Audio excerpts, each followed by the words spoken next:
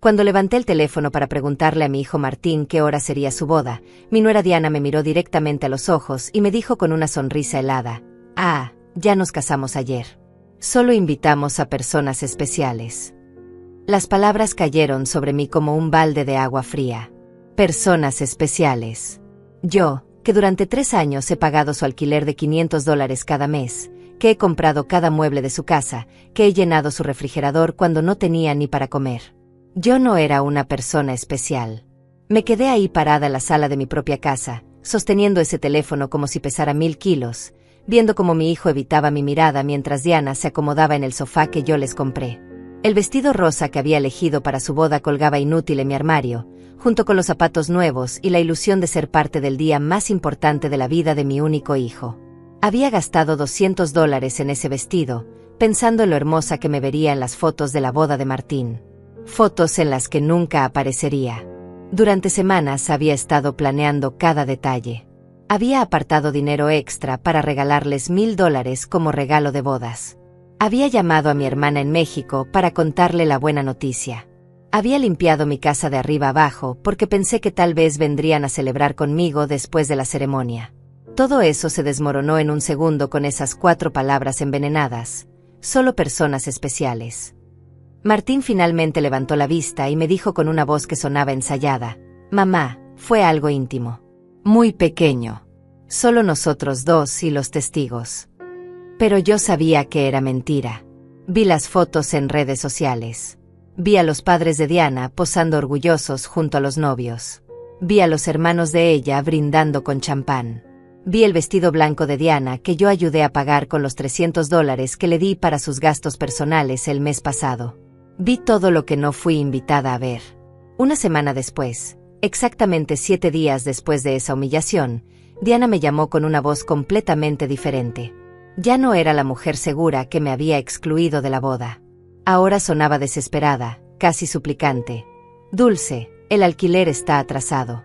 El propietario nos está presionando y dice que si no pagamos esta semana nos va a desalojar. Se te olvidó hacer la transferencia». Su voz temblaba ligeramente, como si el mundo se le estuviera cayendo encima. Yo me quedé en silencio por unos segundos, recordando todas las veces que había corrido al banco a hacer esa transferencia.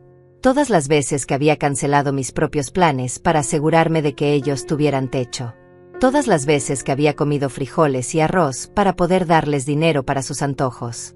Y ahora, después de excluirme del momento más importante de sus vidas, tenían el descaro de llamarme como si nada hubiera pasado. «Diana», le dije con una calma que me sorprendió a mí misma, «no te avisé que solo ayudo a personas especiales». El silencio del otro lado de la línea fue tan profundo que pude escuchar mi propio corazón latiendo. Por primera vez en años, no era yo quien temblaba. Era ella. «Dulce, no entiendo», tartamudeó. «Siempre hemos sido especiales para ti. Eres como una segunda madre para mí». Mentiras. Todas mentiras envueltas en esa voz dulce que usaba solo cuando necesitaba algo. La misma voz que había usado para pedirme dinero para el vestido de novia, para la luna de miel, para los anillos que yo ayudé a financiar sin saber que jamás vería la ceremonia donde los intercambiarían. Durante tantos años he vivido con esta sensación constante de caminar sobre cáscaras de huevo, midiendo cada palabra, cada gesto, cada regalo, esperando recibir una migaja de cariño de mi propio hijo. He sido la madre perfecta, la suegra complaciente, la proveedora silenciosa que nunca protestaba cuando me trataban como si fuera invisible. Pero esa frase, «solo personas especiales», despertó algo en mí que había estado dormido durante demasiado tiempo. He calculado mentalmente cuánto dinero he gastado en ellos estos 3 años. Entre alquiler, comida, regalos, emergencias y caprichos, más de $20,000. $20,000 que saqué de mi pensión, de mis ahorros, del dinero que mi difunto esposo dejó para que yo viviera tranquila en mis últimos años. ¿Y todo para qué? Para ser tratada como una extraña el día de la boda de mi propio hijo. Esa noche, después de colgar el teléfono, me senté en mi cama y lloré. Pero no eran lágrimas de tristeza. Eran lágrimas de rabia, de frustración acumulada, de años de humillaciones tragadas en silencio. Lloré por todas las veces que me hicieron sentir que mi amor era una carga, que mi presencia era un estorbo, que mi dinero era lo único valioso que tenía para ofrecer. Lloré por la madre tonta que había sido, por la mujer que se había perdido en el intento de ser indispensable para quienes la consideraban desechable. Cuando desperté a la mañana siguiente, algo había cambiado dentro de mí. No era solo el dolor de la traición, era algo más profundo, más frío. Me levanté de la cama y me miré en el espejo del baño. Los mismos ojos cansados de siempre, las mismas arrugas que contar historias de años entregando amor sin recibirlo de vuelta. Pero había algo diferente en mi mirada. Una dureza que no reconocía, una determinación que había estado enterrada bajo años de complacencia. Fui a la cocina y preparé café, como todas las mañanas durante los últimos 40 años. Pero esta vez no pensé en llamar a Martín para preguntarle cómo había amanecido. No revisé mi teléfono esperando algún mensaje suyo pidiendo disculpas por la humillación del día anterior. Por primera vez en mucho tiempo, mi primera preocupación del día fui yo misma. Me senté en la mesa donde tantas veces había planificado sorpresas para ellos, donde había contado billetes para sus gastos, donde había llorado en silencio cuando me trataban con indiferencia. Ahora esa mesa sería testigo de algo completamente diferente. Saqué mi chequera, mis estados de cuenta bancarios, y comencé a hacer cálculos.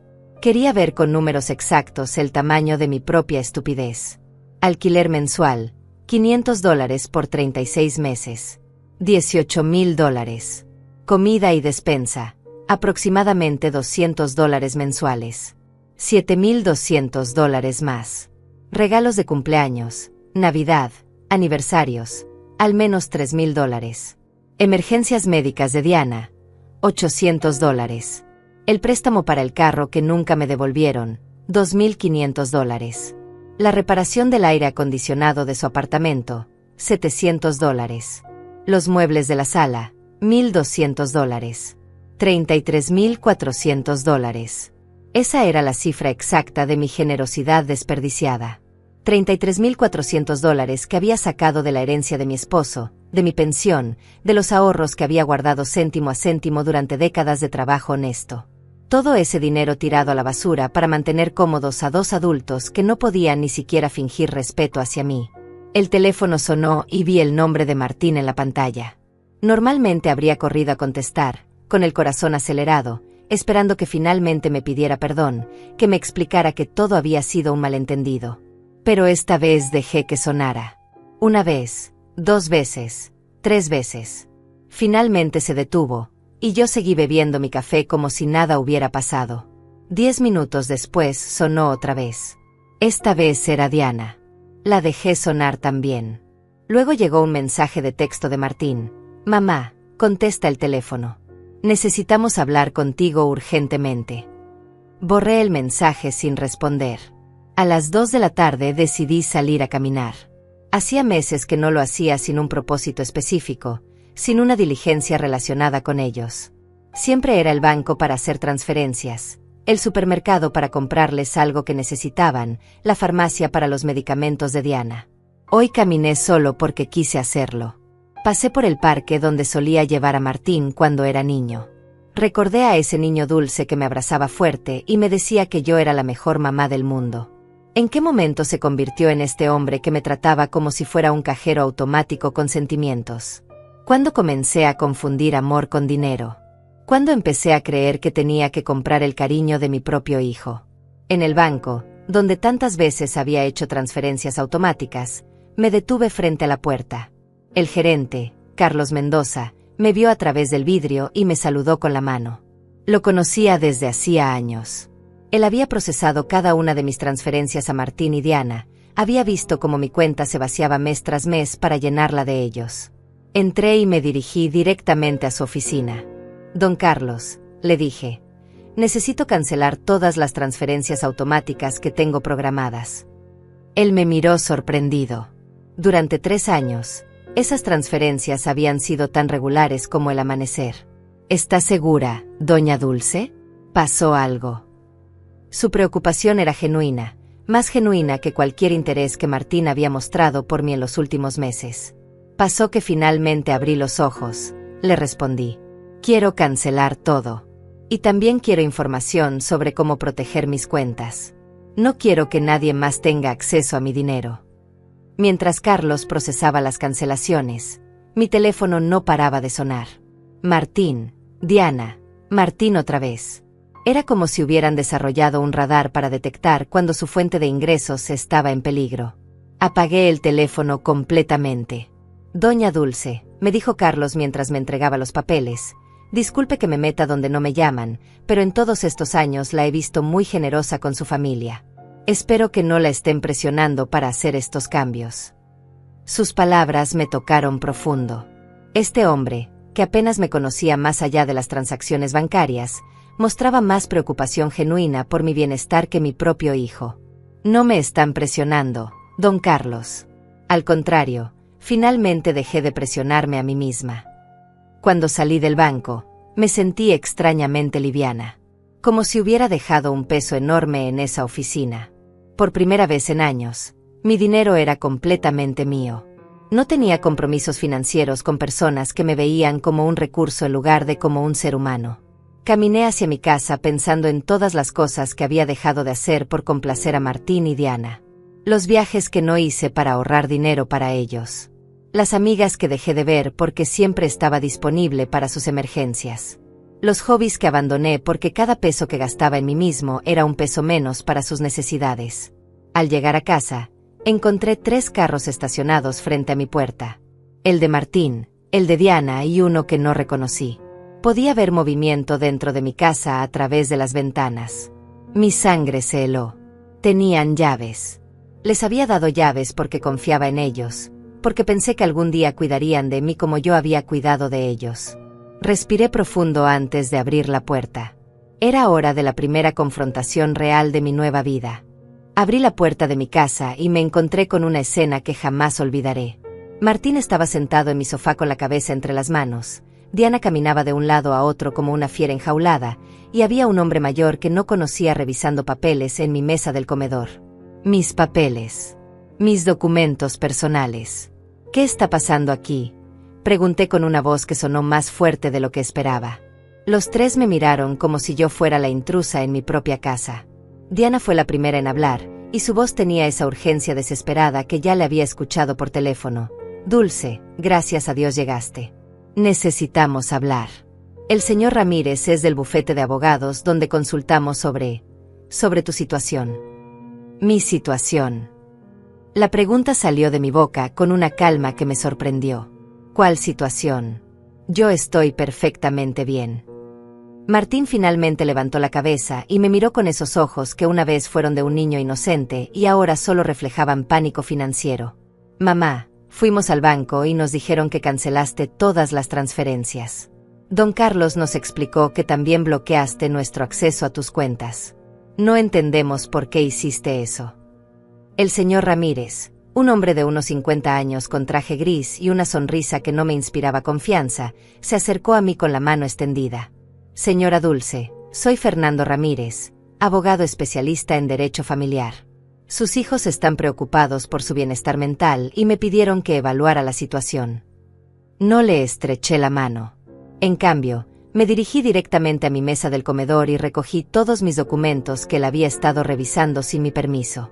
Estos son mis papeles privados. No tiene derecho a revisarlos sin mi autorización.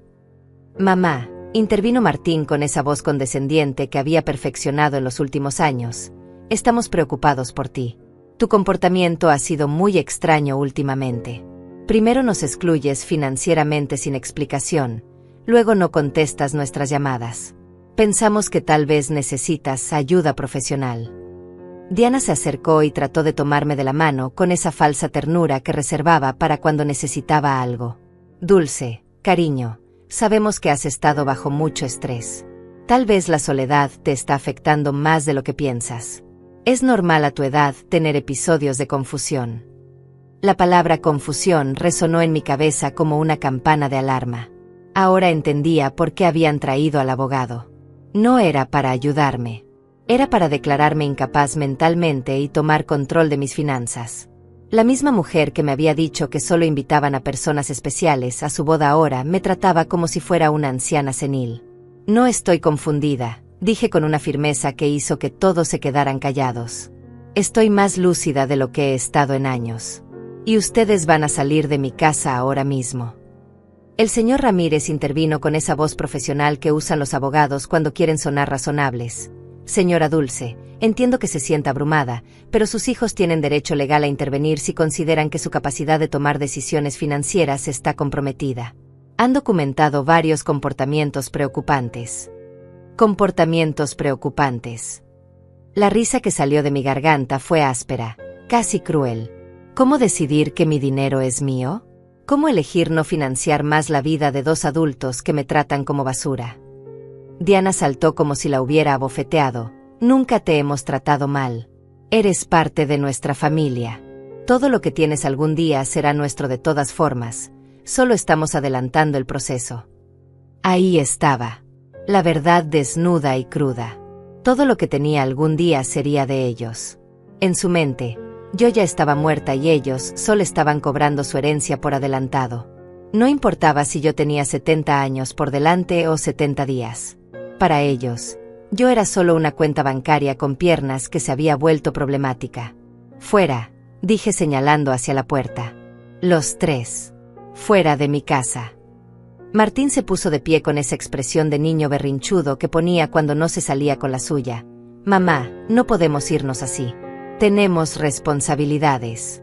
El alquiler, los pagos del carro, la tarjeta de crédito que tú avalaste. No puedes simplemente cortarnos de un día para otro. No puedo. Mi voz subió de tono por primera vez en toda la conversación. ¿Quién dice que no puedo? Durante 36 años he pagado un alquiler que ni siquiera está a mi nombre. He llenado un refrigerador en una casa donde no soy bienvenida. He financiado una vida que claramente no incluye espacio para mí. El señor Ramírez sacó una carpeta de su maletín y la puso sobre mi mesa. Señora Dulce, hemos preparado algunos documentos que podrían facilitar esta transición. Un poder legal que permitiría a Martín y Diana manejar sus finanzas de manera más eficiente. Sería temporal, solo hasta que usted se sienta mejor. Tomé la carpeta y la tiré directamente a la basura sin siquiera abrirla. La única transición que va a haber aquí es la de ustedes hacia la puerta de salida. Diana comenzó a llorar, pero no eran lágrimas de tristeza. Eran lágrimas de frustración, de rabia contenida. No puedes hacernos esto, Dulce. Nosotros contábamos contigo.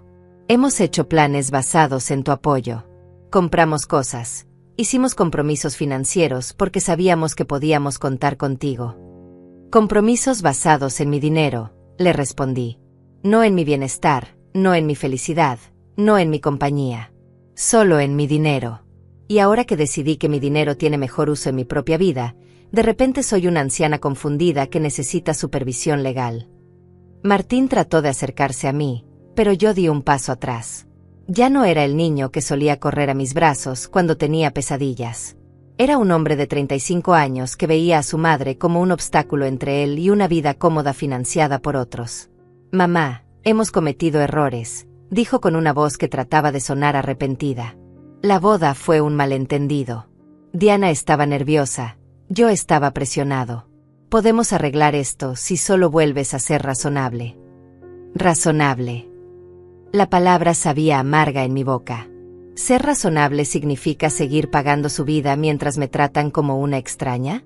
¿Significa fingir que no me duele haber sido excluida del día más importante de la vida de mi único hijo?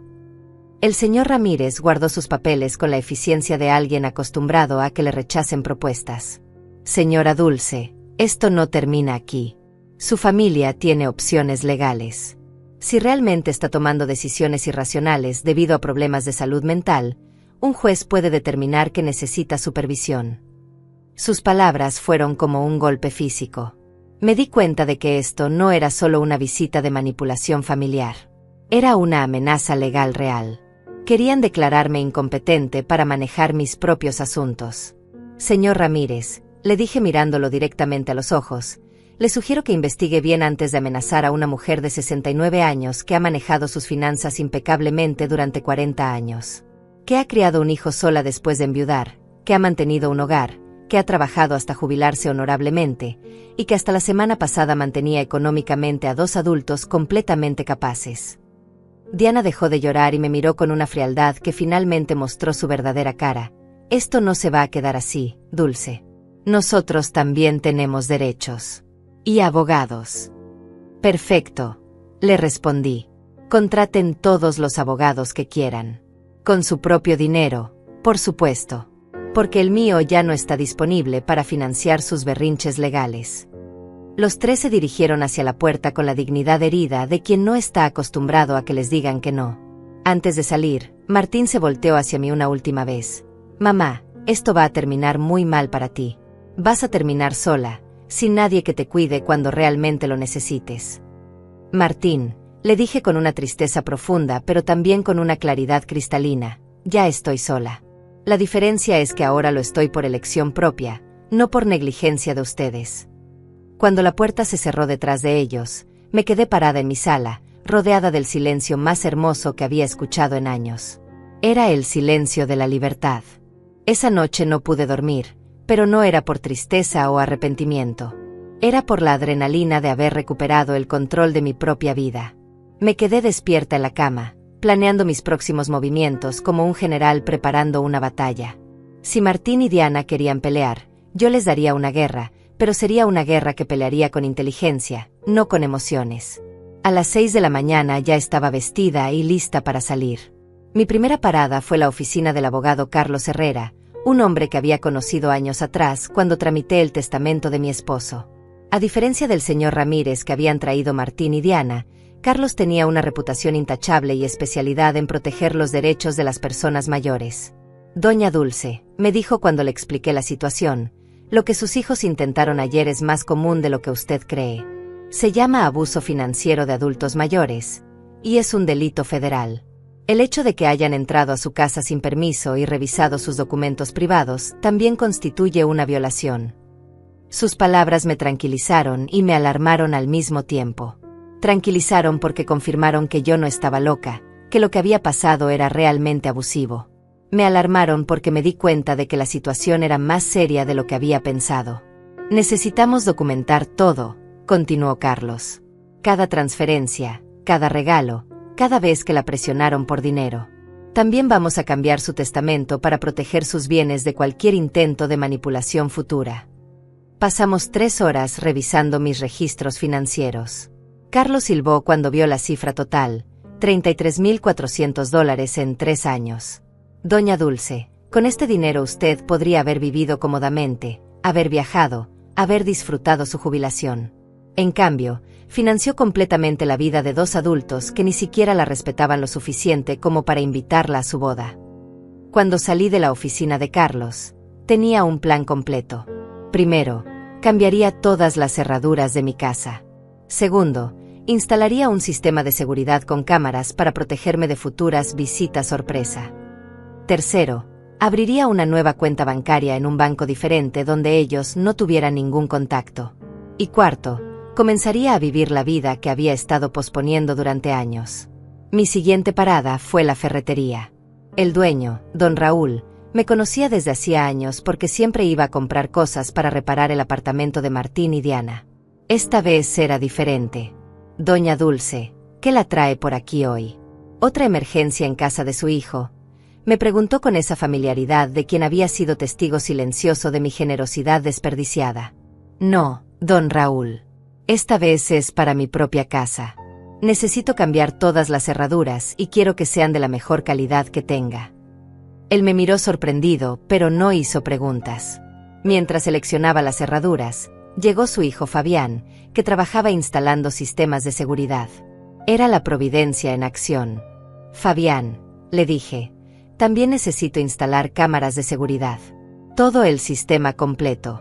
Precio no es problema. Mientras ellos preparaban todo para la instalación del día siguiente, recibí una llamada de un número desconocido. Era Diana, llamando desde el teléfono de alguien más porque yo había bloqueado su número después de la confrontación de ayer. Dulce, soy Diana. Por favor, no cuelgues. Necesitamos hablar como adultos civilizados. Habla, le dije secamente. Mira, entiendo que estés molesta por lo de la boda. Fue un error. Martín y yo hemos hablado y queremos compensarte. ¿Qué te parece si organizamos una cena especial para celebrar nuestro matrimonio contigo? Podemos hacerla en tu casa, cocinar juntos como antes. La manipulación en sus palabras era tan obvia que casi me dio risa. Diana, ¿cuánto deben de alquiler exactamente? El silencio del otro lado me confirmó que había dado en el clavo. Bueno, son 2 meses. $1000 en total. Pero no es solo por eso que llamo, Dulce. Realmente extrañamos tenerte en nuestras vidas. ¿Me extrañan a mí o extrañan mi dinero?, le pregunté directamente. Las 2 cosas, respondió con una honestidad que me sorprendió. Dulce, no voy a mentirte. Si necesitamos tu ayuda financiera. Pero también te queremos. Eres importante para nosotros. Si soy tan importante, le dije, ¿por qué no fui importante suficiente para estar en su boda? ¿Por qué no soy importante suficiente para recibir una llamada que no sea pidiendo dinero? ¿Cuándo fue la última vez que me llamaron solo para saber cómo estaba? Otro silencio. Ambas sabíamos la respuesta. Nunca. Diana, voy a explicarte algo una sola vez. Durante 3 años ustedes me han tratado como un cajero automático con sentimientos. Me han usado, me han ignorado, me han humillado, y finalmente me han insultado de la peor manera posible.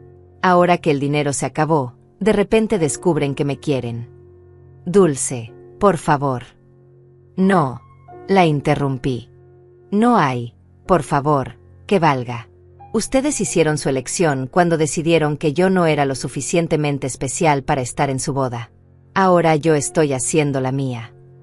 Colgué el teléfono y lo apagué completamente. No quería más interrupciones durante mi día de liberación. Esa tarde fui al salón de belleza donde no había ido en más de 1 año. Siempre cancelaba mis citas porque Martín o Diana necesitaban algo urgente, o porque el dinero que tenía apartado para mí terminaba siendo una emergencia de ellos. Doña Dulce, me gritó Cintia, mi estilista favorita. ¡Qué sorpresa! Pensé que se había olvidado de nosotras.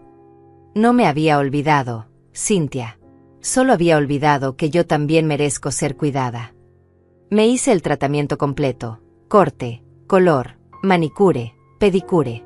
Por primera vez en años, gasté dinero en mí misma sin sentir culpa.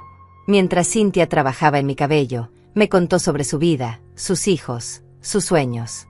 Era refrescante tener una conversación que no girara alrededor de las necesidades de Martín y Diana. Se ve hermosa, doña Dulce, me dijo cuando terminó. Pero más que eso, se ve libre. Pasó algo bueno. Sí, Cintia. Finalmente aprendí a decir que no. Cuando llegué a casa esa tarde, había un carro estacionado frente a mi puerta que no reconocí. Mi corazón se aceleró por un momento, pensando que tal vez Martín y Diana habían vuelto con refuerzos. Pero cuando me acerqué, vi que era una mujer mayor sentada en los escalones de mi entrada. ¿Doña Dulce?, me preguntó cuando me bajé del carro. Sí, soy yo. ¿En qué puedo ayudarla? Soy Renata Vázquez, vivo en la casa de al lado. Hace años que somos vecinas, pero nunca hemos tenido oportunidad de hablar. Ayer escuché voces muy altas en su casa y me preocupé. ¿Está todo bien? Su preocupación genuina me tocó profundamente. Aquí estaba una extraña mostrando más interés en mi bienestar que mi propio hijo. Pase, doña Renata. Le voy a preparar un café y le voy a contar una historia que no va a creer. Mientras preparaba café, le conté toda la situación. Renata me escuchó sin interrumpir, asintiendo de vez en cuando, y cuando terminé mi relato, sus ojos estaban llenos de lágrimas. Doña Dulce, me dijo, usted hizo lo correcto. Yo pasé por algo similar con mi hija hace 5 años.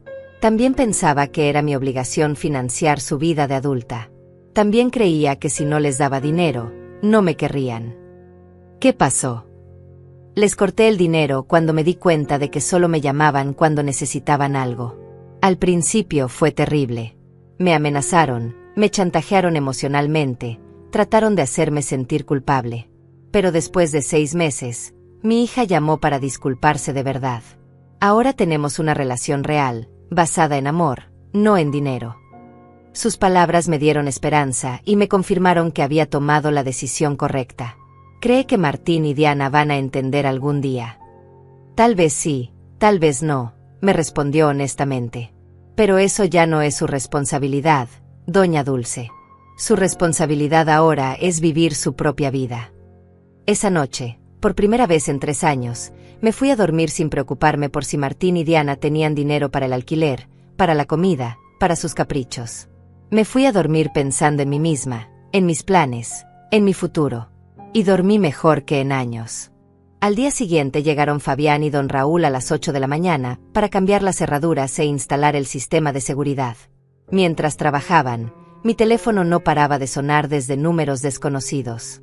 Diana seguía intentando contactarme desde diferentes teléfonos, pero yo había desarrollado una habilidad nueva: ignorar completamente las llamadas que no me convenían. Doña Dulce, me dijo Fabián mientras instalaba las cámaras, este sistema le va a dar tranquilidad total. Puede ver quién llega a su casa desde su teléfono, incluso cuando no esté aquí. Y si alguien entra sin permiso, automáticamente se envía una alerta a la policía. La ironía no se me escapó. Estaba instalando un sistema de seguridad para protegerme de mi propio hijo. Pero ya no me dolía como antes. Era simplemente una medida práctica para mantener mi nueva paz. Mientras ellos trabajaban, decidí hacer algo que no había hecho en años: llamar a mi hermana Dayana en México. Habíamos perdido contacto porque cada vez que hablábamos, yo terminaba contándole sobre los logros de Martín y Diana, sobre cuánto dinero había gastado en ellos, sobre lo orgullosa que estaba de poder ayudarlos. Ahora me daba cuenta de que nuestras conversaciones se habían vuelto reportes financieros disfrazados de noticias familiares. «¿Dulce?», respondió Dayana con sorpresa. «Hermana, ¿cómo estás? Hace meses que no hablamos». «Estoy bien, Dayana. Mejor que bien, de hecho.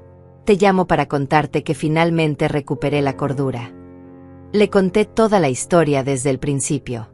La boda secreta, la humillación, la visita con el abogado, mi decisión de cortar el financiamiento. Dayana me escuchó en silencio, y cuando terminé, su respuesta me sorprendió. «Dulce, hermana, ya era hora. Cada vez que hablábamos me partía el corazón escucharte presumir sobre cuánto dinero les habías dado, como si el amor se midiera en dólares. Yo quería decirte algo, pero no sabía cómo». «¿Qué querías decirme?» «Que Martín nunca hablaba de ti con cariño cuando lo veía en las reuniones familiares. Siempre era: mi mamá me ayudó con esto, o mi mamá me compró aquello, pero nunca: extraño a mi mamá, o quiero mucho a mi mamá.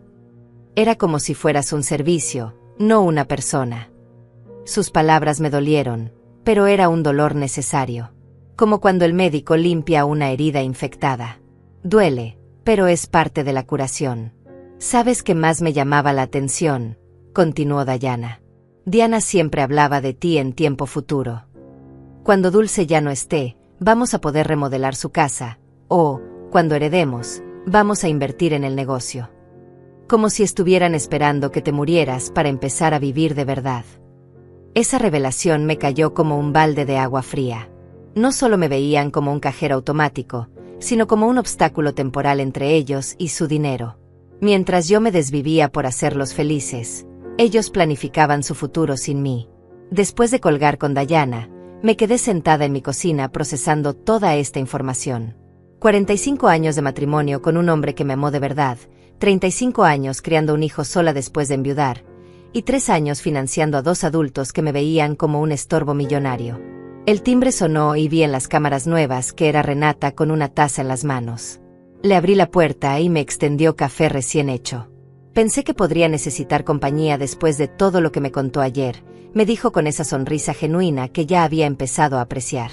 Nos sentamos en mi sala y Renata me contó más detalles de su propia experiencia. «Mi hija me decía exactamente las mismas cosas que Diana le dice a usted. Eres como una segunda madre para mí, somos especiales para ti, algún día todo será nuestro de todas formas». Son frases ensayadas, Doña Dulce. Las aprenden en el manual de manipulación emocional. ¿Cree que existe ese manual?, le pregunté medio en broma. No oficialmente, pero parece que todos leen del mismo libro. El capítulo 1 es: hazla sentir indispensable.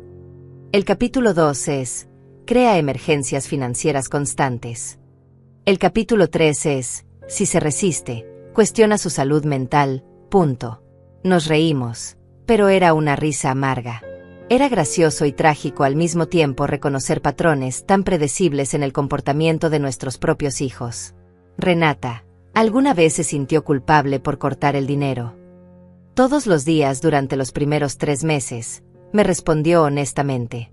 Pero después empecé a ver los resultados. Mi hija tuvo que conseguir un segundo trabajo. Su esposo dejó de jugar golf todos los fines de semana y empezó a buscar trabajo extra. Aprendieron a vivir dentro de sus posibilidades. Y más importante, aprendieron que yo era una persona, no un recurso. Esa tarde decidí hacer algo que había estado posponiendo durante años: visitar la tumba de mi esposo. Siempre encontraba excusas para no ir porque Martín o Diana necesitaban algo, o porque el dinero del taxi era mejor invertido en alguna de sus emergencias. El cementerio estaba tranquilo y hermoso. La tumba de Roberto se veía un poco descuidada porque hacía meses que no iba a limpiarla. Me senté en el pasto junto a su lápida y le hablé como si estuviera vivo. Roberto, mi amor, creo que me perdí por un tiempo. Después de que te fuiste, puse toda mi energía en Martín. Quería ser la mejor madre del mundo, compensar de alguna manera que creciera sin padre. Pero creo que en el proceso me olvidé de ser yo misma. El viento sopló suavemente y por un momento sentí que él me estaba escuchando. Nuestro hijo se convirtió en alguien que no reconozco. O tal vez siempre fue así y yo no quise verlo. Su esposa es... Bueno, tú ya sabes cómo es. El dinero que dejaste para que yo viviera tranquila lo gasté manteniéndolos a ellos. Pero ya no más, amor. Ya aprendí. Limpié su tumba, cambié las flores marchitas por unas nuevas, y me quedé ahí 1 hora más solo disfrutando la paz. Por primera vez en años, no tenía prisa por llegar a casa para resolver alguna crisis de Martín y Diana. Cuando regresé a casa, había 3 carros estacionados frente a mi puerta otra vez. Mi corazón se aceleró, pero esta vez estaba preparada. Las cámaras me mostraron que eran Martín, Diana y 2 personas más que no reconocía. Todos parecían agitados, hablando entre ellos y señalando hacia mi casa. No salí del carro. En cambio, llamé a Carlos, mi abogado. Carlos, están otra vez en mi casa. Esta vez trajeron más gente. ¿Qué debo hacer? No salga del carro, doña Dulce. Voy para allá inmediatamente. Y voy a llamar a la policía. Después de nuestra conversación de ayer, solicité una orden de restricción temporal. Ellos no pueden estar en su propiedad. 15 minutos después llegaron Carlos y 2 patrullas de policía. Vi cómo los oficiales hablaban con Martín y Diana, cómo mi hijo gesticulaba furiosamente, cómo Diana lloraba de nuevo. Pero esta vez sus lágrimas no me afectaron. Uno de los oficiales se acercó a mi carro. Señora, puede salir tranquila. Sus visitas se van a retirar ahora mismo. Cuando bajé del carro, Martín me gritó desde la calle: Mamá, esto es ridículo. Somos tu familia. No puedes llamar a la policía contra tu propio hijo. Martín, le respondí con una calma que me sorprendió a mí misma, la familia no amenaza con juicios de incapacidad mental. La familia no entra a casas ajenas sin permiso. La familia no trata a sus madres como cajeros automáticos. Diana gritó desde el otro lado de la calle: Nos vas a pagar todo lo que nos debes. Tenemos facturas que tú avalaste. No puedes abandonarnos así. Carlos intervino: Señora Diana, cualquier comunicación futura debe ser a través de mi oficina. Y le sugiero que consulte con un abogado antes de hacer amenazas de cobro, porque mi clienta tiene documentación completa de todos los pagos que ha hecho voluntariamente durante 3 años. Los vi alejarse en sus carros, derrotados pero no rendidos. Sabía que esto no había terminado, pero por primera vez en esta situación me sentía confiada. Tenía ayuda profesional, tenía apoyo emocional de Renata, y más importante, tenía claridad mental sobre lo que estaba bien y lo que estaba mal. Esa noche, Renata me invitó a cenar en su casa. Conocí a su hija, que había venido de visita, y pude ver con mis propios ojos cómo era una relación familiar saludable. Se hablaban con respeto, se preguntaban genuinamente sobre sus vidas, se reían juntas. La hija no pidió dinero ni una sola vez durante toda la velada. Esto es lo que yo quería con Martín, le confesé a Renata cuando su hija se fue. Y tal vez algún día lo tenga, me respondió. Pero primero él tiene que aprender que usted es una persona que merece respeto, no solo una fuente de ingresos. Por primera vez en semanas, me fui a dormir sintiéndome esperanzada sobre el futuro. Los siguientes días fueron extrañamente pacíficos. Las cámaras de seguridad me mostraban que Martín y Diana pasaban frente a mi casa varias veces al día, a veces despacio, a veces estacionándose por unos minutos, pero sin bajarse. Era como si estuvieran estudiando mi rutina, buscando el momento perfecto para su próximo movimiento. Carlos me había aconsejado documentar cada una de estas visitas, así que llevaba un registro detallado con fechas y horas. La persistencia de ellos va a trabajar a nuestro favor, me había dicho. Cada vez que aparecen después de que les dijimos que no se acercaran, fortalece nuestro caso para la orden de restricción permanente. El viernes por la mañana estaba desayunando tranquilamente cuando sonó el timbre. Las cámaras me mostraron a una mujer joven muy bien vestida, con una carpeta en las manos y una sonrisa profesional. No la reconocía, pero algo en su postura me decía que no era una visita social. «Buenos días, señora Dulce», me dijo cuando abrí la puerta. «Soy investigadora social del Departamento de Servicios para Adultos Mayores. Recibimos una denuncia de que usted podría estar en situación de riesgo y necesitamos hacer una evaluación de bienestar». Mi sangre se heló. Martín y Diana habían escalado la situación. Ya no era solo amenazas de abogados privados, ahora habían involucrado al gobierno. «¿Puedo ver su identificación?», le pregunté, tratando de mantener la calma. «Por supuesto». Me mostró una credencial oficial que parecía legítima. «Soy la trabajadora social Raquel Méndez. ¿Puedo pasar para hablar con usted?». La dejé entrar porque sabía que negarme habría sido peor para mi caso. Raquel se sentó en mi sala y sacó un formulario de su carpeta. «Señora Dulce, recibimos reportes de que usted ha tenido cambios significativos en su comportamiento financiero, que ha cortado comunicación con su familia y que ha mostrado signos de paranoia instalando sistemas de seguridad innecesarios. También nos informaron que ha rechazado ayuda médica y legal de sus seres queridos». Cada palabra había sido cuidadosamente elegida para hacerme sonar como una anciana desequilibrada. Reconocí la mano de Diana en la redacción. Ella siempre había sido hábil manipulando las palabras para conseguir lo que quería. «Señorita Raquel», le dije con toda la dignidad que pude reunir, «me gustaría llamar a mi abogado antes de responder cualquier pregunta». «Señora, esto no es un interrogatorio legal. Es una evaluación de bienestar. Si usted no tiene nada que ocultar, no debería haber problema en conversar conmigo». La frase «si no tiene nada que ocultar» me hizo enojar. Era la misma lógica que usaban los abusadores para justificar sus invasiones. Si eres inocente, no deberías quejarte de que violen tu privacidad. «Señorita, voy a llamar a mi abogado. Usted puede esperar aquí o puede volver otro día, pero no voy a responder preguntas sin representación legal presente». Llamé a Carlos y él llegó en 20 minutos. Cuando entró y vio a la trabajadora social, su expresión se endureció. «Señorita Méndez», le dijo después de revisar su identificación, «espero que tenga una orden judicial para estar aquí, porque mi clienta está bajo mi representación legal y cualquier evaluación no autorizada constituye acoso». «Señor», respondió Raquel con menos confianza que antes, «tenemos reportes de familia preocupada por el bienestar de la señora. Es nuestro deber investigar». «¿Qué familia?», preguntó Carlos secamente. «¿La misma familia que intentó hacerla firmar un poder legal sin representación? ¿La misma familia que entró a su casa sin permiso y revisó sus documentos privados? ¿La misma familia que la excluyó de eventos importantes mientras vivía de su dinero?». Carlos sacó una carpeta de su maletín y la puso sobre la mesa. «Aquí tengo documentación completa de abuso financiero y emocional hacia mi clienta. $33,400 extraídos de sus cuentas en 3 años, exclusión social sistemática y chantaje emocional. Si alguien necesita ser investigado aquí, no es mi clienta».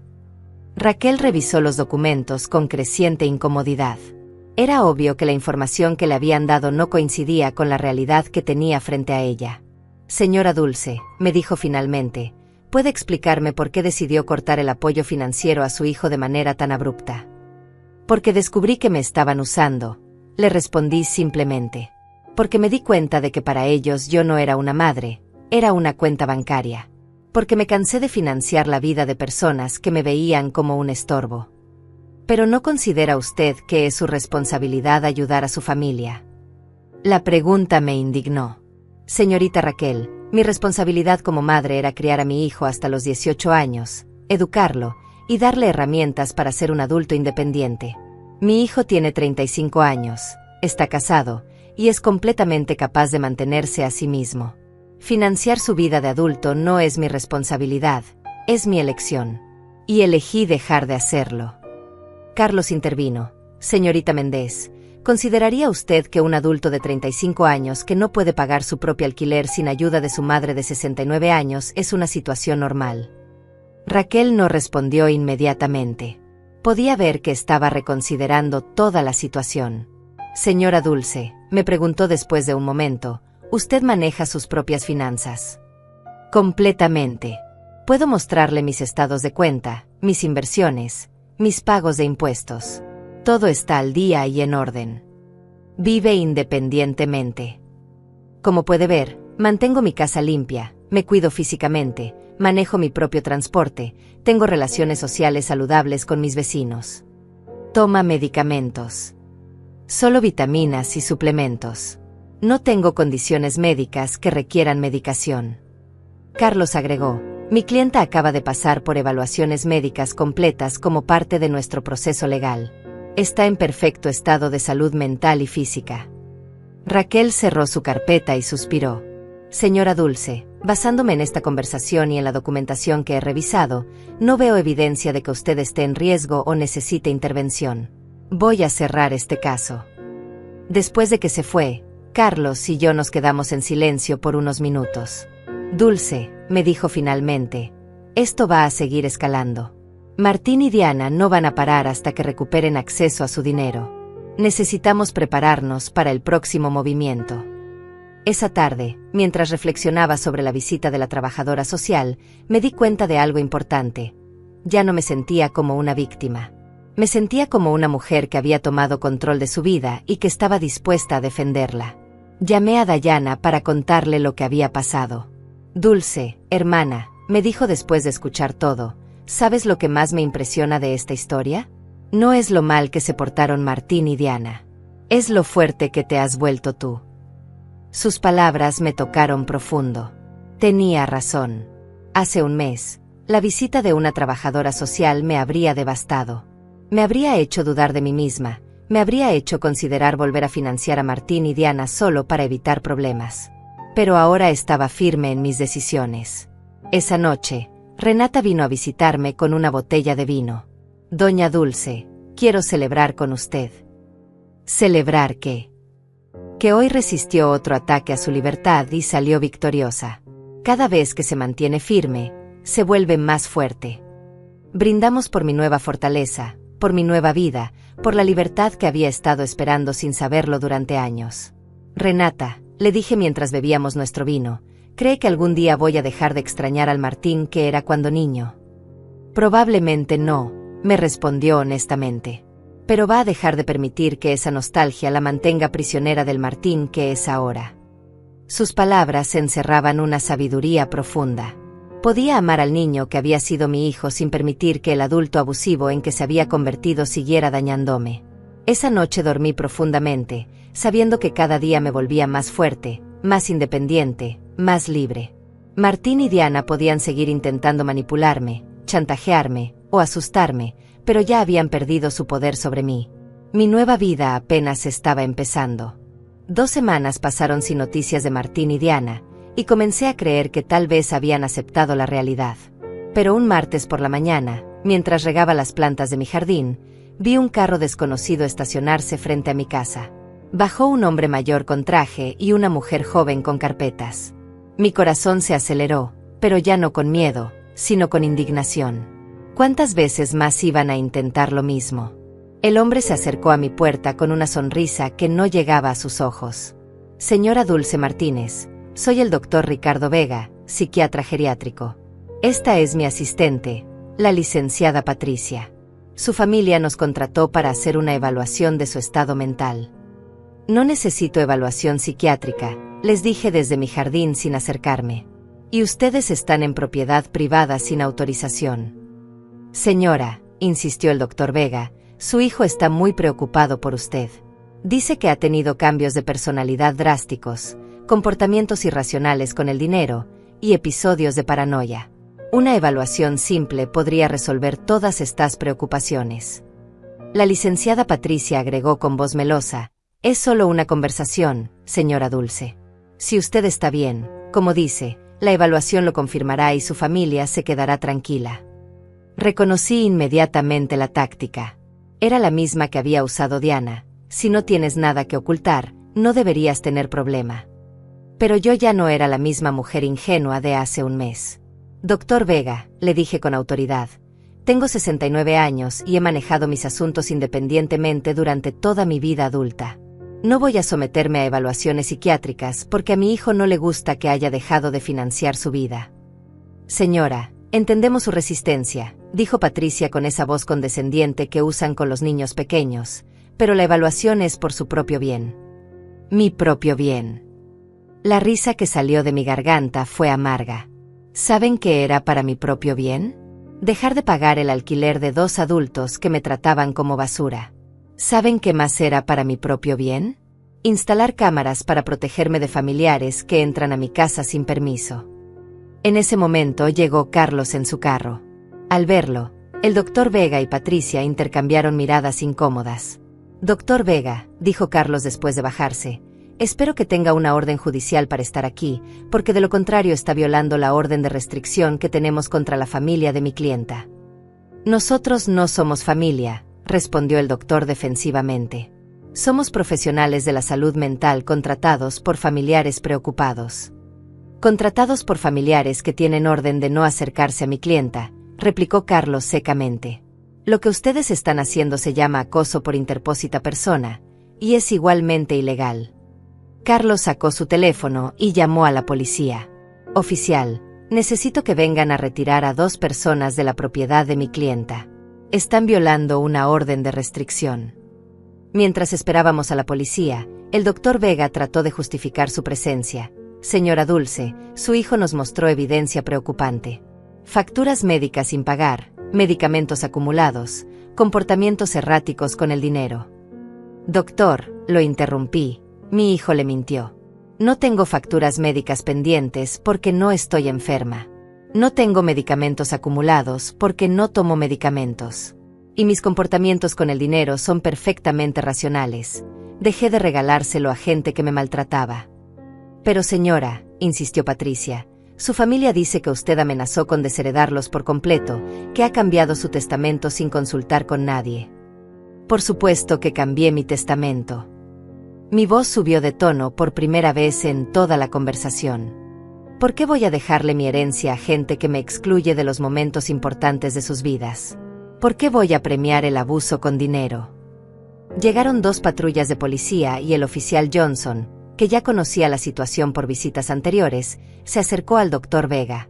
Doctor, necesito que se retire de esta propiedad inmediatamente. Esta señora tiene una orden de protección vigente. Oficial, somos profesionales de la salud. No estamos violando ninguna ley. Sí la están violando, intervino Carlos. Están aquí como representantes de personas que tienen prohibido acercarse a mi clienta. Es acoso indirecto. El doctor Vega y Patricia se fueron refunfuñando, pero antes de subirse a su carro, Patricia me gritó, señora Dulce, su familia solo quiere ayudarla. No permita que la aíslen de las personas que la aman. Las personas que me aman no intentan declararme loca para robar mi dinero. Le grité de vuelta. Después de que se fueron, Carlos y yo nos sentamos en mi sala a planificar el siguiente paso. Dulce, esto ya se salió de control. Martín y Diana están gastando dinero que no tienen contratando profesionales para tratar de declararla incompetente. Esto significa que están desesperados. ¿Qué más pueden hacer? Pueden intentar un juicio de incapacidad. Es costoso y difícil de ganar, pero si consiguen un juez simpatizante y un psiquiatra dispuesto a testificar en su favor, podrían lograr que le asignen un tutor. La idea me aterrorizó. Podrían quitarme el control de mi dinero. Podrían intentarlo. Pero tenemos evidencia sólida de que usted está completamente cuerda y que ellos están motivados por avaricia, no por preocupación genuina. Esa tarde llamé a Dayana para desahogarme. Hermana, me dijo después de escuchar mi relato, ¿te das cuenta de lo lejos que están dispuestos a llegar por dinero? Están arriesgando relaciones familiares, gastando en abogados y doctores, destruyendo su propia reputación, todo por recuperar acceso a tu cuenta bancaria. Sus palabras me hicieron reflexionar. Martín y Diana habían revelado su verdadera naturaleza completamente. No había vuelta atrás, no había posibilidad de reconciliación genuina. Para ellos, yo nunca había sido una madre o una suegra respetada. Siempre había sido solo dinero con patas. Esa revelación, aunque dolorosa, también fue liberadora. Ya no tenía que preguntarme si estaba tomando la decisión correcta. Ya no tenía que sentir culpa por protegerme. Ellos mismos habían demostrado que mi bienestar emocional y físico les importaba menos que mi dinero. Por la noche, Renata vino a visitarme con una sorpresa. Había invitado a su grupo de amigas del club de jardinería para conocerme. Dulce, me presentó. Estas son mis amigas. Cintia, que ya conoces del salón, María Elena, Carmen y Esperanza. Todas hemos pasado por situaciones similares con familiares abusivos. Pasamos la velada compartiendo historias. María Elena había tenido que poner límites a un hermano que constantemente le pedía dinero prestado. Carmen había cortado relaciones con una hija que solo la visitaba cuando necesitaba dinero. Esperanza había tenido que cambiar su testamento después de descubrir que sus nietos la veían como su plan de jubilación. Lo que más me duele, confesé, no es perder el dinero que les di. Es darme cuenta de que nunca tuve el amor que pensé que tenía. Dulce, me dijo Esperanza con sabiduría de sus 80 años, el amor verdadero no se compra ni se vende. Si tenías que pagarlo, nunca fue real. Sus palabras fueron como un bálsamo para mi alma herida. Tenía razón. Había estado comprando atención, no amor. Había estado financiando una ilusión. ¿Saben qué descubrí? Les dije a mis nuevas amigas. Que la soledad de estar rodeada de gente que no te ama es peor que la soledad de estar sola. Al menos ahora, cuando estoy sola, estoy en buena compañía. Todas se rieron y brindamos con té por nuestra nueva sabiduría. Esa noche, después de que se fueron mis nuevas amigas, me senté en mi jardín a pensar. Las estrellas brillaban más que nunca, o tal vez yo las estaba viendo con ojos más claros. Por primera vez en mi vida adulta, estaba completamente sola financieramente. No tenía dependientes, no tenía responsabilidades económicas con nadie más que conmigo misma. Y en lugar de asustarme, esa realidad me emocionaba. Podía viajar si quería. Podía remodelar mi casa. Podía comprarme ropa bonita. Podía donar a caridades que me importaran. Podía invertir en mi propio futuro en lugar de financiar el presente de gente malagradecida. La libertad sabía esperanza, y por primera vez en años, tenía ganas de planificar mi futuro. Un mes después de la visita del psiquiatra, pensé que finalmente había ganado la guerra. Me había establecido en una rutina hermosa. Desayunaba tranquila leyendo el periódico, cuidaba mi jardín, almorzaba con Renata o alguna de mis nuevas amigas, y por las tardes me dedicaba a actividades que había abandonado durante años. Había retomado la pintura, algo que me apasionaba antes de convertirme en la financiera personal de Martín y Diana. Pero un jueves por la mañana, mientras pintaba unas flores en mi caballete nuevo, Carlos llegó a mi casa con una expresión sombría que me heló la sangre. Dulce, necesitamos hablar. Martín y Diana presentaron una demanda formal de incapacidad mental en el juzgado de familia. Están pidiendo que se le asigne un tutor legal. Las palabras cayeron sobre mí como piedras. Sabía que era una posibilidad, pero escucharlo en voz alta lo hacía terriblemente real. Eso significa que pueden quitarme el control de mi dinero. Si un juez determina que usted no tiene capacidad para manejar sus asuntos, sí, podrían asignar a Martín como su tutor legal, lo que le daría control total sobre sus finanzas. Me senté pesadamente en mi sofá, sintiendo el peso de la traición más profunda que había experimentado en mi vida. Mi propio hijo estaba tratando de declararme legalmente incompetente para robar mi dinero. Carlos, ¿qué evidencia pueden tener? Usted mismo ha visto que estoy perfectamente cuerda. Tienen declaraciones de 3 testigos que dicen haberla visto comportándose de manera errática. También presentaron facturas médicas que según ellos usted no ha pagado, y medicamentos que supuestamente está acumulando sin tomar. Pero eso es mentira. No tengo facturas médicas pendientes ni medicamentos acumulados. Lo sé, Dulce. Pero ellos han fabricado evidencia convincente. También tienen la declaración del Dr. Vega diciendo que usted se negó a cooperar con una evaluación psiquiátrica, lo cual interpretan como evidencia de deterioro mental. La manipulación era diabólica. Habían convertido mi negativa a someterme a un examen innecesario en evidencia de enfermedad mental. Habían usado mi instinto de protegerme contra ellos como prueba de que necesitaba protección. ¿Quiénes son los 3 testigos? Carlos consultó sus papeles. Diana, por supuesto. Un vecino llamado Jorge Herrera, y alguien que dice ser su farmacéutico, Eduardo Ruiz. Jorge Herrera era el vecino del otro lado de la calle, un hombre desagradable que siempre había tenido problemas conmigo porque mis amigas a veces estacionaban frente a su casa. Eduardo Ruiz era efectivamente mi farmacéutico, pero no entendía qué podría haber dicho contra mí. Necesito hablar con Eduardo, le dije a Carlos. Algo no está bien ahí. Fuimos juntos a la farmacia esa misma tarde. Eduardo me recibió con sorpresa y nerviosismo. Doña Dulce, qué gusto verla. ¿Cómo está? Eduardo, me dijeron que usted firmó una declaración diciendo que yo tengo comportamientos erráticos con mis medicamentos. Su cara se puso roja como un tomate. Doña Dulce, su nuera vino hace unas semanas preguntando sobre sus medicamentos. Me dijo que estaba preocupada porque usted estaba actuando extraño. ¿Y usted qué le dijo? Le expliqué que usted apenas compra vitaminas y aspirinas ocasionales, que no tiene prescripciones médicas regulares. Pero ella insistió en que eso era prueba de que usted no estaba cuidando su salud adecuadamente. Carlos intervino. Eduardo, ¿usted firmó algún papel? Ella trajo un documento que decía que yo confirmaba que la señora Dulce tenía patrones irregulares de compra de medicamentos. Pensé que era para seguro médico o algo así. No sabía que era para un juicio. Mi propio farmacéutico había sido engañado para firmar algo que no entendía completamente. La manipulación de Diana no tenía límites. Eduardo, le dije, necesito que usted escriba una declaración explicando exactamente lo que pasó y aclarando que yo no tengo problemas con medicamentos. Por supuesto, doña Dulce. Me siento terrible por este malentendido. Después de la farmacia, fuimos a confrontar a Jorge Herrera.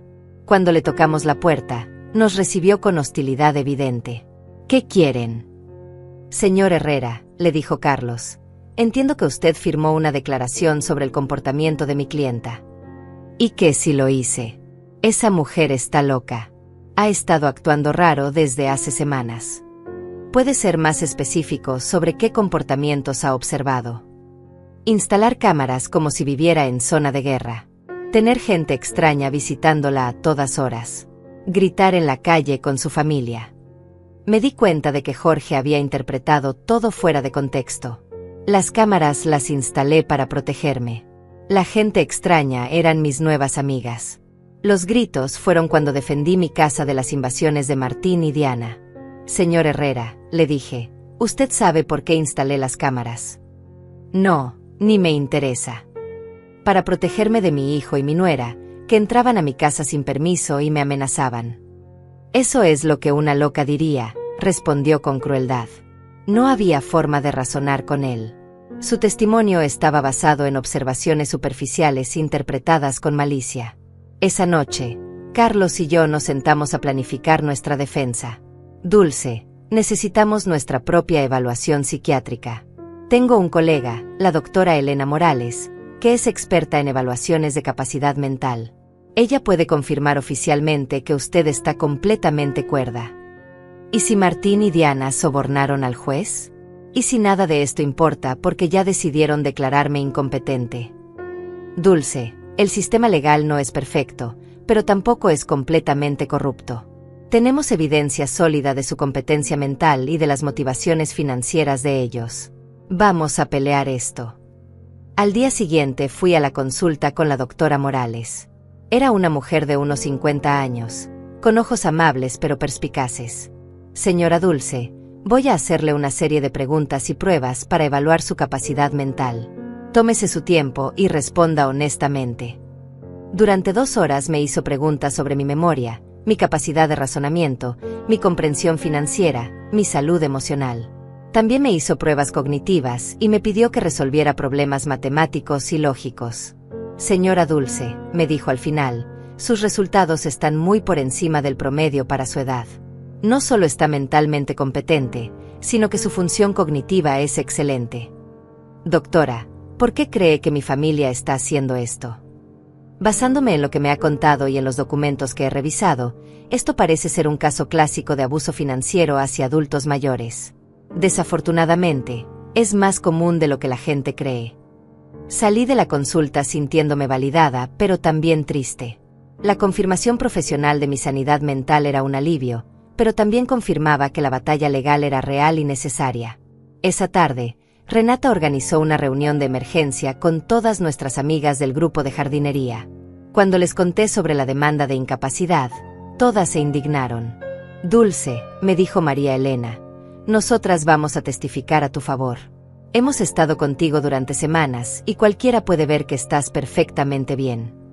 Mejor que bien, agregó Carmen. Estás más lúcida y más fuerte que muchas mujeres de 40 años que conozco.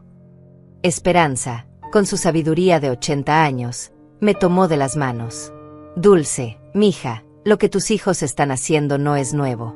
Durante generaciones, los hijos codiciosos han tratado de declarar locos a sus padres para quedarse con su dinero. Pero tú tienes algo que muchas de esas víctimas no tenían: documentación, apoyo legal y amigas que pueden testificar por ti. Sus palabras me dieron esperanza. No estaba sola en esta batalla. Tenía un ejército de mujeres fuertes que habían visto mi transformación de primera mano. ¿Saben qué es lo más triste de todo esto?, les dije. Que Martín y Diana están dispuestos a destruir cualquier posibilidad de reconciliación futura por dinero. Incluso si yo estuviera dispuesta a perdonar todo lo anterior, esto ya no tiene regreso. Y tal vez eso es lo mejor, me respondió Cintia.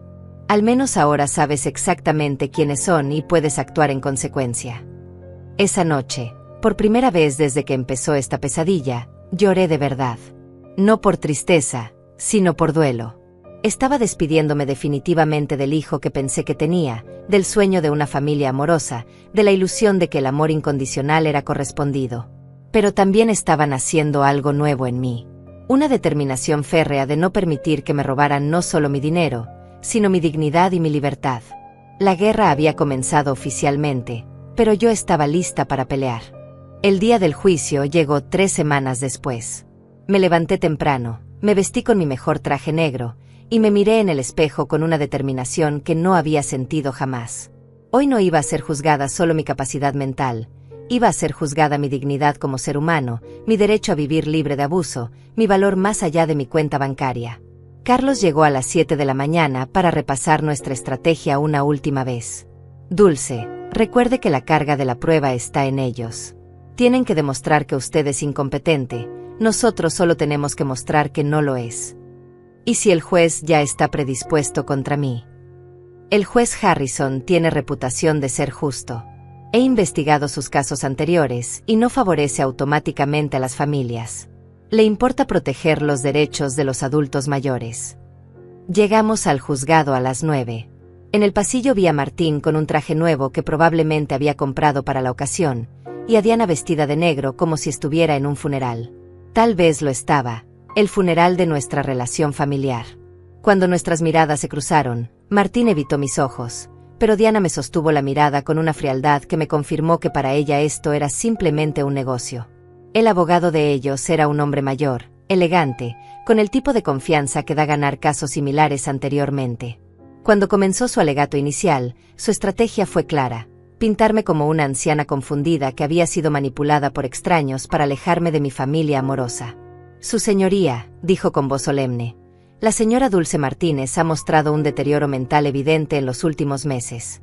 Ha cortado todo apoyo financiero a su familia sin explicación racional, ha instalado sistemas de seguridad innecesarios debido a paranoia, y se ha aislado de sus seres queridos bajo la influencia de vecinos y abogados que claramente están aprovechándose de su condición vulnerable. Cada palabra había sido cuidadosamente elegida para hacer que mi empoderamiento sonara como demencia, que mi libertad sonara como manipulación externa. Luego llamaron a sus testigos. Diana fue la primera en declarar, y su actuación fue digna de un Oscar. Lloró al describir cómo yo había cambiado completamente, cómo me había vuelto hostil y paranoica, cómo me había aislado de la familia que me amaba. Su señoría, dijo con voz quebrada, Dulce siempre fue como una segunda madre para mí. Ver su deterioro mental ha sido devastador. Solo queremos ayudarla a recibir el cuidado que necesita. Mentiras envueltas en lágrimas convincentes. Cuando Carlos la interrogó, las grietas en su historia comenzaron a mostrarse. Señora Diana, ¿puede decirle al tribunal cuándo fue la última vez que llamó a mi clienta sin ser para pedir dinero? Diana tartamudeó. Bueno, nosotros siempre hablábamos sobre muchas cosas. ¿Puede dar una fecha específica? No recuerdo fechas exactas, pero... ¿Es cierto que usted y su esposo se casaron sin invitar a mi clienta? Fue una ceremonia muy pequeña. ¿Es cierto que cuando mi clienta preguntó sobre la boda, usted le dijo que solo habían invitado a personas especiales? Diana se puso roja. Esas palabras fueron tomadas fuera de contexto. ¿Cuál sería el contexto correcto para decirle a su suegra que no es una persona especial? No pudo responder convincentemente. Martín fue el siguiente. Verlo en el estrado, jurando decir la verdad mientras se preparaba para mentir sobre mi salud mental, fue uno de los momentos más dolorosos de mi vida. Este era el niño que había criado sola, al que había dedicado mi vida entera.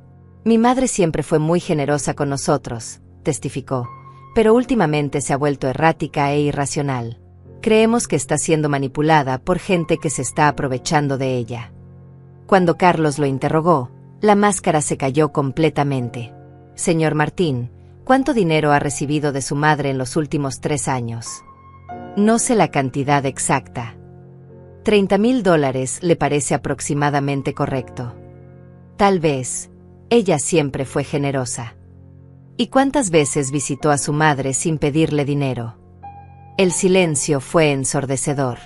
¿Es cierto que usted y su esposa entraron a la casa de mi clienta sin permiso y revisaron sus documentos privados? Estábamos preocupados por ella. ¿Es cierto que trajeron un abogado para presionarla a firmar un poder legal? Queríamos ayudarla a manejar sus finanzas.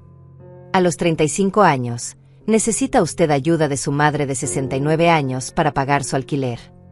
Martín no pudo responder con dignidad. Jorge Herrera testificó sobre mis supuestos comportamientos erráticos, pero cuando Carlos le preguntó sobre los detalles, admitió que nunca había hablado conmigo directamente y que toda su información era basada en observaciones superficiales. El doctor Vega testificó que mi negativa a someterme a evaluación era evidencia de deterioro mental, pero Carlos presentó la documentación de nuestra evaluación con la doctora Morales, que contradecía completamente sus conclusiones.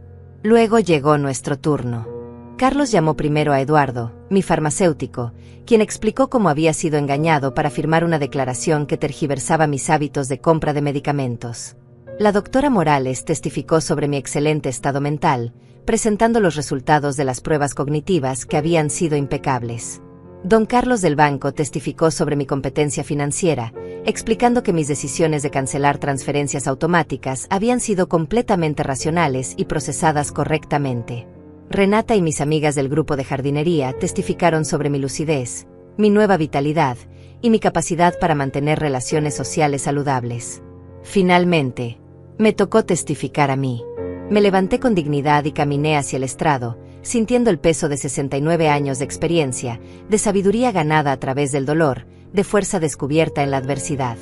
Carlos me guió a través de mi testimonio, permitiéndome contar mi historia completa. Los $33,000 gastados en 3 años, la humillación de ser excluida de la boda, la manipulación emocional constante, la invasión de mi privacidad, las amenazas legales. Señora Dulce, me preguntó Carlos finalmente, ¿por qué decidió cortar el apoyo financiero a su hijo y su nuera? Porque finalmente entendí que no era amor lo que recibía de ellos, respondí con voz clara y fuerte. Era una transacción comercial disfrazada de relación familiar. Mi dinero era bienvenido, pero yo como persona no lo era. Se arrepiente de su decisión. Solo me arrepiento de haber tardado tanto en tomarla. El abogado de Martín trató de hacerme parecer confundida durante su interrogatorio, pero cada una de sus preguntas las respondí con claridad y precisión. Cuando intentó sugerir que mis nuevas amistades me habían manipulado, le expliqué que por primera vez en años tenía relaciones basadas en respeto mutuo, no en interés financiero. En sus alegatos finales, el abogado de Martín siguió insistiendo en que yo era una víctima de manipulación externa. Carlos fue demoledor en su respuesta. Su señoría, lo que hemos visto aquí no es el caso de una anciana incompetente, sino el de una mujer que finalmente encontró la fuerza para liberarse de años de abuso financiero y emocional. Los demandantes no han presentado evidencia médica real de incompetencia mental. Lo que han presentado es frustración porque su fuente de ingresos decidió ejercer su derecho legal y moral de proteger sus propios recursos. El juez Harrison se retiró a deliberar por 2 horas que se sintieron como 2 años. Cuando regresó, su expresión era seria pero clara. Después de revisar toda la evidencia presentada, comenzó: es evidente para este tribunal que la señora Dulce Martínez está en pleno uso de sus facultades mentales. Las evaluaciones psiquiátricas profesionales confirman su competencia cognitiva. Sus decisiones financieras, aunque puedan ser dolorosas para su familia, son completamente racionales y están dentro de sus derechos. Mi corazón comenzó a latir más rápido. Más aún, continuó el juez, la evidencia sugiere que esta demanda está motivada por interés financiero más que por preocupación genuina por el bienestar de la señora Martínez. El tribunal niega completamente la petición de tutela. Había ganado. Había ganado no solo la batalla legal, sino mi libertad, mi dignidad, mi derecho a vivir sin ser abusada por quienes se suponía que me amaran. Cuando salimos del juzgado, vi a Martín y Diana hablando furiosamente con su abogado. Diana me lanzó una mirada de odio puro antes de alejarse. Martín me miró una vez más, y por un segundo vi algo que podría haber sido arrepentimiento, pero ya era demasiado tarde. Esa noche, Renata organizó una celebración en mi casa con todas nuestras amigas. Brindamos por la justicia, por la libertad, por la sisterhood de mujeres fuertes que se apoyan mutuamente. Dulce, me dijo Esperanza, hoy no solo ganaste un juicio, ganaste tu vida de vuelta. Tenía razón. Por primera vez en años, el futuro me pertenecía completamente. Podía viajar, podía amar, podía crear, podía vivir sin miedo, sin culpa, sin manipulación. 3 meses después, vendí mi casa y me mudé a un hermoso apartamento cerca del centro de la ciudad. Doné la mitad de mi dinero a organizaciones que protegen a adultos mayores del abuso familiar. Con la otra mitad, empecé a vivir la vida que siempre había querido. Viajé a Europa, tomé clases de arte, me uní a grupos de voluntariado. Nunca volví a saber de Martín y Diana. Escuché por terceros que habían tenido que mudarse a un apartamento más pequeño y que Diana había conseguido trabajo por primera vez en años. Tal vez la adversidad les enseñaría lo que mi generosidad nunca pudo: el valor del trabajo honesto y la independencia. Algunas noches, cuando miro las estrellas desde mi nuevo balcón, pienso en la mujer que era hace un año, temerosa, manipulada, creyendo que tenía que comprar amor. Esa mujer está muerta, y en su lugar nació alguien que entendió una verdad fundamental: el amor verdadero nunca tiene precio, y la libertad nunca está demasiado cara. Mi nombre es Dulce, tengo 70 años. Y finalmente aprendí que la persona más importante a quien tengo que amar y proteger soy yo misma.